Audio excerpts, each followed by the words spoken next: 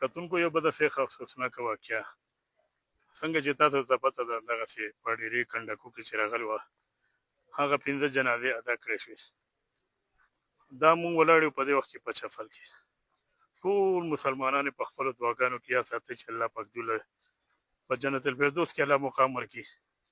او د دې کورنۍ له دې الله پاک د زړه صبر وکړي یقینا دا کومه بده فیخه چې راغلې وه بېګا نو شادمین ګل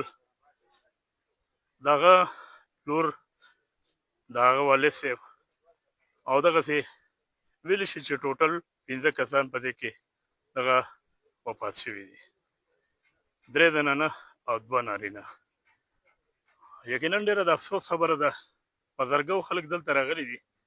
خو ما دلته کې اوسه پورې د ملکڼ انتظامي هغه غړي ونه لیده چې دا دومره بده فیخ افسوسناکه واقعه د دې نه بل غړ غرم کېدی شي ډېره د افسوس خبره ده یقینا ملګرو پیغام در سره شریکو نورم خو صرف او صرف معاملات چې هر څه وي دا د خبرې حل نه دی معاملات د جرګو په ذریعه هم حل کېدی شي په هر خبره باندې دغه معاملات حل کولی شي خو داسې کارونه مه کوئ ویلی شي چې دا د دوی خپل کورني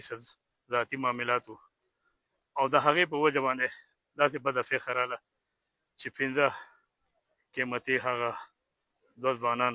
او 3 هغه خویندې د دې دنیا نه لاړې تاسو لیدلی شئ هر سړی دلته خفه دی د هر سړي وایي چې دا څه چلو شو الله پاک دې د دې ټولو مغفرت نصیب کړي خو زما صرف یو ګیله د SOTV په پاڼه د ملکڼ انتظامیې نه چې افسوس دا خو یو ډېر غټ غم و یو دروند غم و دلته ما د سرکار د انتظامیې یو تن ونه لیدو ډېره د افسوس خبره ده ټیک ده چې زموږ د ملکڼ انتظامیه به په دغه کې په دغه هلو ځلو کې هم مصروف وي خو نه د دې دپاره د دې غټ غم دپاره پکار دی چې زموږ DC صاحب او یا EC صاحب یا نور داسې د خپل نمایندګۍ رالېږلې وې ډېره د افسوس خبره ده تر بل پیغام پر ورکړي شاکر الله له اجازت والسلام